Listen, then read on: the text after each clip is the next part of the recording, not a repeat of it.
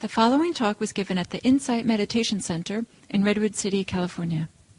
Please visit our website at audiodharma.org. That's loud enough? Not loud enough? No. A little bit louder? A little louder still? Is that good? Good, great. Okay. So welcome. So it seems like a long time ago now, but in the fall I started a series on the Eightfold Path and giving one talk for each of the eight factors of the path. And so every Monday, almost every Monday that I've been here, I've given a talk going through them. And now we're up to the seventh factor, which is right mindfulness. So that's what I'd like to talk about today. So the context for this teaching on right mindfulness is the path of practice called the Eightfold Path. And the image of a path suggests something you walk, so you bring all of yourself to it. And so the Eightfold Path is meant to bring all of yourself to it. Your understanding, your orientation, your intentions, motivation, your behavior, how you relate to other people, and how you relate to your own mind, how you cultivate and develop your mind. Not for its own sake, but rather to get somewhere, because a path goes someplace. But it's not a real path, and so it's not like you can come to IMC and find the Eightfold Path there. We don't have it here. It doesn't exist at IMC. The path exists in you if you walk it. And so if it's a path to get somewhere, where does it get you? So generally when we think of going someplace on a path, we think of going from A to B. And I prefer to think of the path of practice, because it's not a real path, but rather a path in your heart or within you, as going from A to A. And why I like A to A is that it's not a matter of getting something or attaining something, or it's not. It's kind of dangerous, a little bit dangerous to have the idea of a goal out there that you're going to attain in the future. But to really inhabit here, to really show up here, is quite an unusual thing, because most people don't really live very present in their lives. And so it's a path to really be here, but be here in a way that's free and liberated. Some people might think that the path of being here is rather limited, because here is a limited world. It's you're left with yourself. And it might seem a bit limiting to kind of really come here and be present in this life, in this body here in some clear way. And they'd rather be free, running around doing what they want. And but if we look at what it means to be free, we need to look at what motivates the behavior that's free behavior. And so, for example, if what motivates you is desire and greed, to get things, have experiences, acquire things, then freedom would be unfettered opportunities to get what you want. And some people, like who have wanderlust, feel most free when they're off wandering around the world, traveling, which is a beautiful thing to do. I don't want to knock it. But if the motivation for it is strong desire, and that's what's driving it, then you can't sit still because a desire is so compelling. The person's not really free. They're under the control of their desire, and the freedom is only the freedom to live the desire. It's not freedom from desire, it's freedom to be propelled by desire and be unfettered in desire. So same thing with fear. Some people are very motivated by fear. Fear is a big part of their life, anxiety, worry. And sometimes they can run in circles or run around agitated or run this way and that way trying to fix things and take care of things. And as long as they're busy doing all this stuff and unfettered in their fear, then they can manage with it. But if they stop all the doing and just sit with themselves, they find out that the fear is quite a strong, compelling force, and it's very hard and difficult. And they'd rather be free to run around like in an agitated, restless way.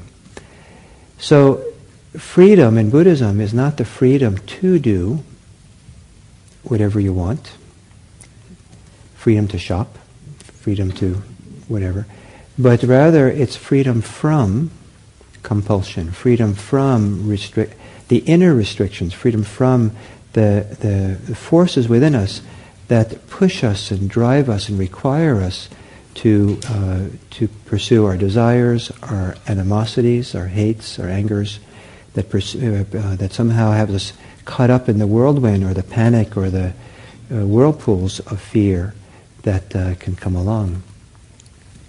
So, in Buddhist practice, from A to A, is to really show up and be here, to dive into here, to enter into this world in a way that initially can seem quite limiting. Because to be really here, it doesn't seem as wonderful as being everywhere else. I've sometimes had a particular delusion and desire that was connected to the grass is greener somewhere else. So whatever I'm doing, it's not good enough. Like someone else has a better thing. If neighbors are having friends over and they're laughing, well, and my friends are at my house, well, those friends are probably better friends over there. Wondering what's going on over there. What am I missing? And not really here for these friends. So the practice, is A to A, is to really dive in here in such a way that we can work through the compulsions, the drivenness, the fears, the desires, so that we're not always on the move and have our freedom that way, but have the freedom here because we're not driven in any way, or we're not afraid, we're not escaping from something. Some people find it seemingly very limiting to do that, but to enter into this world here opens up to something quite expansive. So this is what I'd like to try to describe today through the path of mindfulness. So right mindfulness is the kind of mindfulness practice that helps us in this task of becoming free, of freeing ourselves from desire, from fear, from hate, from all these things that keep us kind of going and churning and constricted. So in talking about right mindfulness, the Buddha defined it not by a singular term, like a particular mental faculty, to pay attention, for example, but he described it as being a set of different practices that you somehow work together in a coordinated way. And so the first thing about this set of coordinated practices is he talked about what's called the 4 foundations of mindfulness, and or the 4 ways of establishing mindfulness. And so here, the instructions are that it's useful to pay attention to 4 particular domains of A, 4 particular areas of our experience here at this time and place. Sometimes when mindfulness practice is given, it seems like the goal is just to be in the present moment and have open awareness to whatever is happening. Now that's a wonderful goal in and of itself, but sometimes paying attention to everything leaves us paying attention to what isn't very productive. So, a lot of people in America can have one-pointed attention on their television. But I don't think a lot of people are becoming liberated by watching television. I don't think that's been that effective. Though, maybe, I hope someone has. But you could pay attention to anything. Say, well, let's pay attention to the toenail on my little toe. I don't know how many people have gotten enlightened by paying attention to, bringing careful attention there. What I'm trying to say is that what the Buddha directed attention to 4 particular areas that he found to be particularly useful for the purpose of becoming free. And these 4 areas are, the first one he called the body. The second is something that he called feeling, or feeling tone. The third is mind, or the mind states. And the fourth is, I like to translate the word Dharma here as truths, the 4 truths. But different ways so it's probably best not to translate it at all, but 4 Dhammas, or for the area, we'll get to that. So 4 areas: body, feelings, mind, and the truth. And it starts with so it's useful to pay attention to these areas of our life. So it starts with the body. It's useful to pay attention to our body. The body is an amazing place because it's what houses or contains both our suffering and our happiness. It's where we find both the ways we're constricted, limited, and the ways that we become free. So, and in fact, it's kind of like the same location for both, depending on what's happening in those locations. If I pay attention to my fist, my hand, and I make a fist, I can feel the limitation of my fist, my hand being all bunched up and tight. If I release it, the same place, the hand, now I feel a certain kind of vitality and flowing energy and warmth and freedom and usefulness of an open hand. It's the same location. If what I want to have is a free hand, I bring my attention to my hand and feel the restriction of the fist and release it. So the same thing in this physical body of ours. Much of the ways in which we are caught, attached, limited, constricted, occurs with a physical basis, a physical area. So this is the place, this is the location where the work is. This container, everything's within this phantom lung body, the work that we're going to do. And so the beginning of practice is to plunge into here, the A of this body, at this time, at this place. And here, to do that, for some people, it's quite difficult, because sometimes they've never done that in their life, and the momentum of their desires, their fears, their wandering mind, their preoccupations, the doing activities that they have are so strong that it feels like they're going to die sometimes to sit there and be present for your body, because they're not giving in to the usual activities that they want to do. It feels very limiting. Some people who have, are